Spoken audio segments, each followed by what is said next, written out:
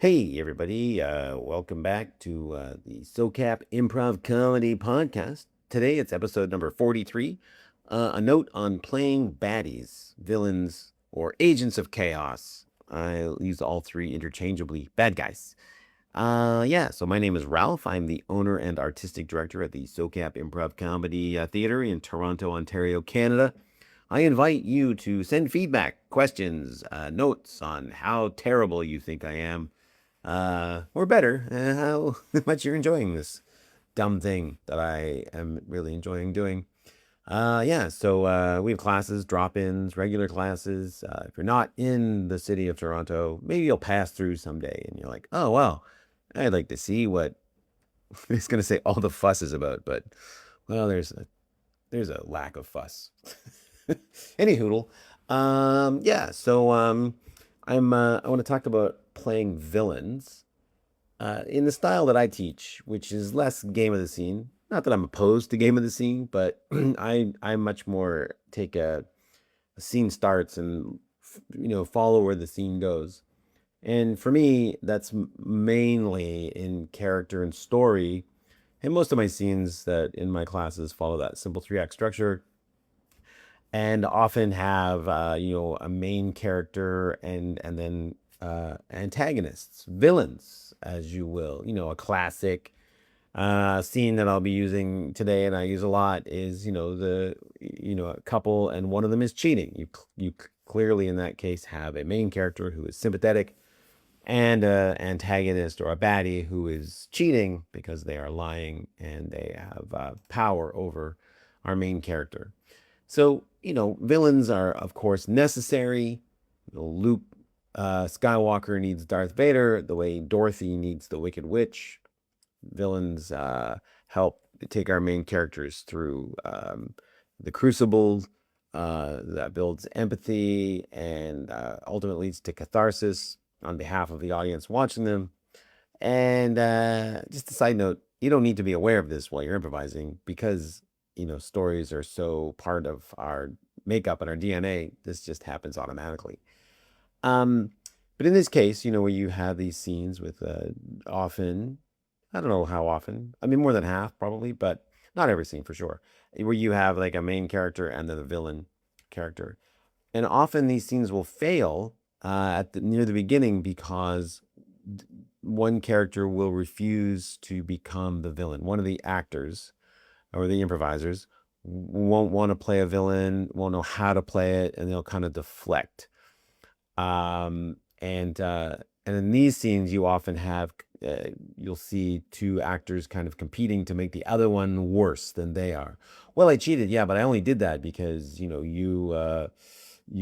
insulted me, or you did this, or you did something else, and they just muddy the water, and nobody cares, and people tune out. It just sort of fizzles out. So, number one, when in doubt as a villain, my advice, my best practice, again, this comes with a bunch of caveats that I'm not going to go into right now, but in general, you want to not deflect, right? You don't want to deflect that. So, in this example, hey, you've been having an affair, or character A says to character B, you've been having an affair. Generally, what will happen in on stage and in class is that character that's endowed that way will deflect. What? No, I didn't. What are you talking about? Oh, you're misunderstanding, right? Or they'll minimize it. Oh, it was one time. I'm really sorry. It'll never happen again.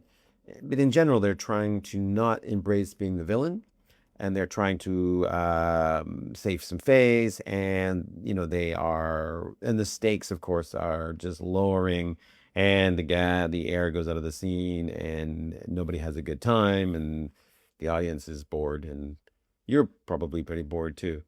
So deflection, defensiveness lowers the stakes and makes the scene harder. It makes the job of the improviser harder because now you've got to come up with something new, right? Or you've got to push through these objections.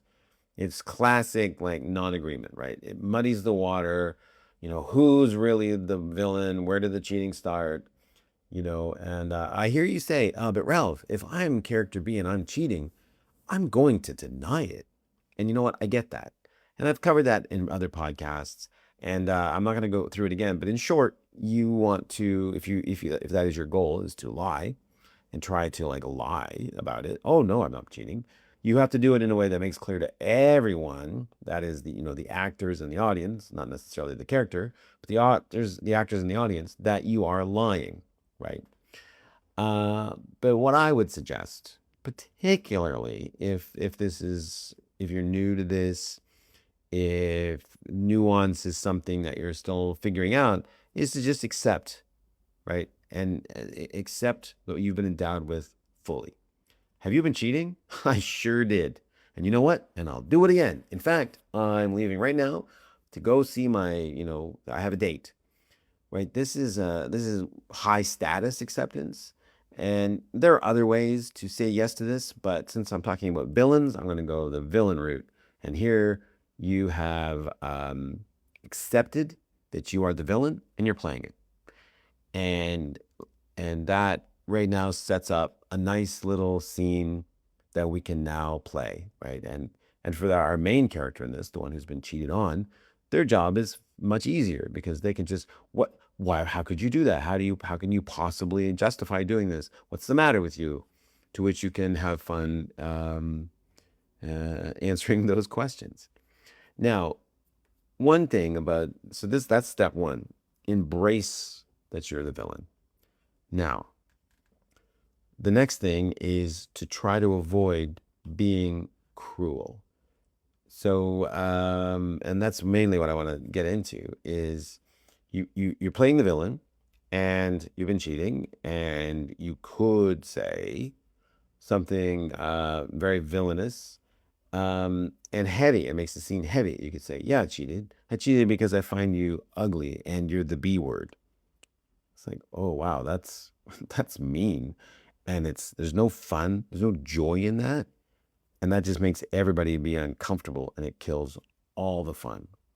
So you want to deliver a similar kind of line, right? But you want to do it with playfulness and delight. And I'll just add this now that I say all the time. Remember, none of this is real.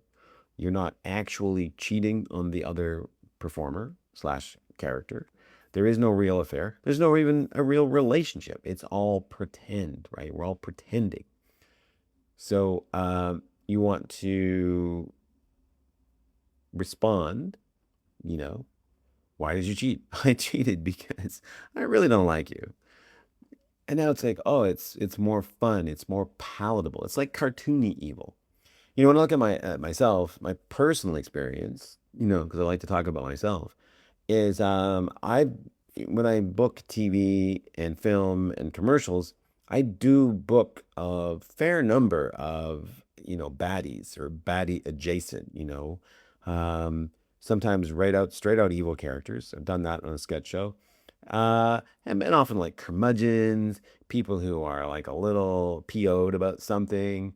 They're kind of agents of chaos, and I think personally that the reason I book these characters is because I have fun, and you can see that I'm doing these things, but beneath the the yelling and the shaking of hands and the gnarling of teeth.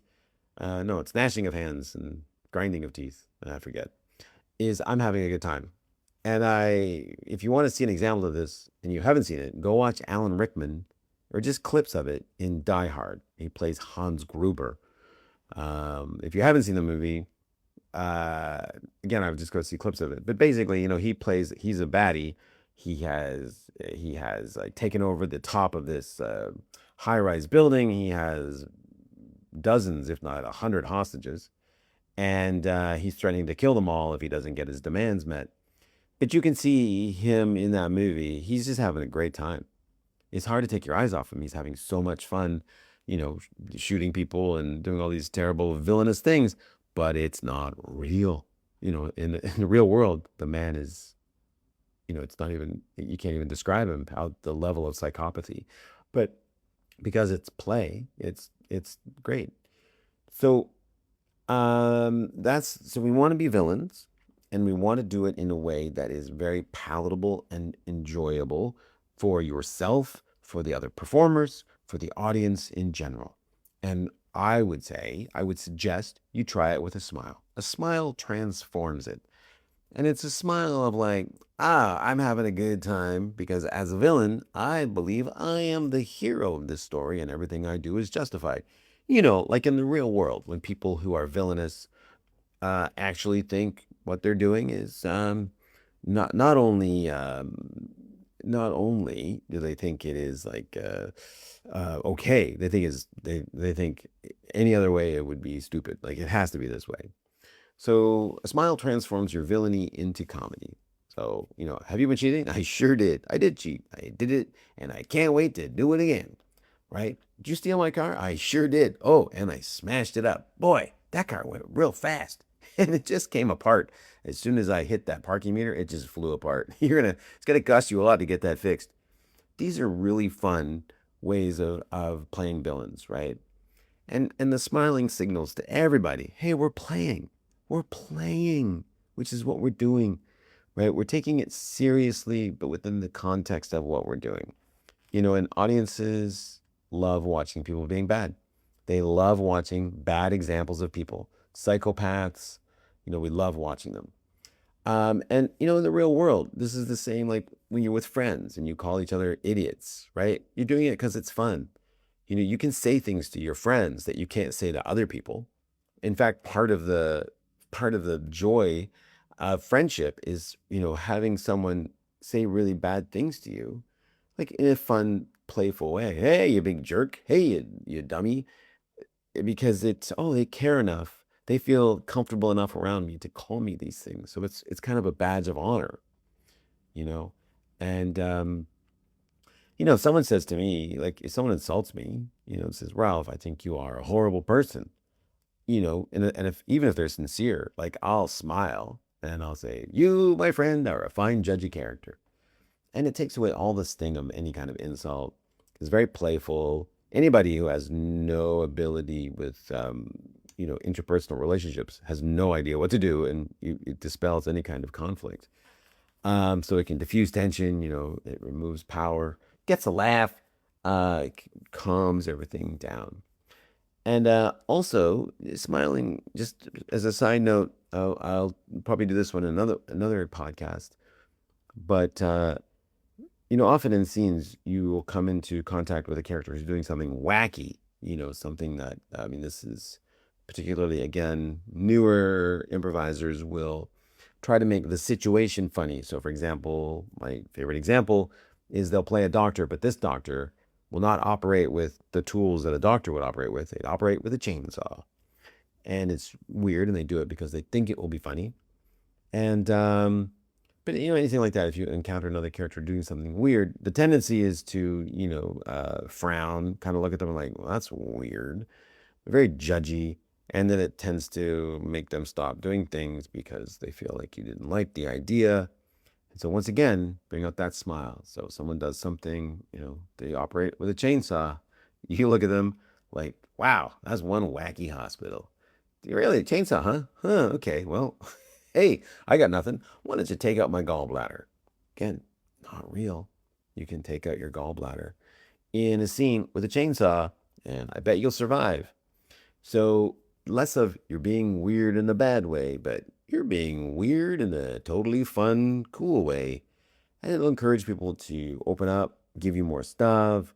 The audience will laugh along with you, and you'll just be more fun and playful. So, the main takeaway here is when endowed as a villain, try to own it.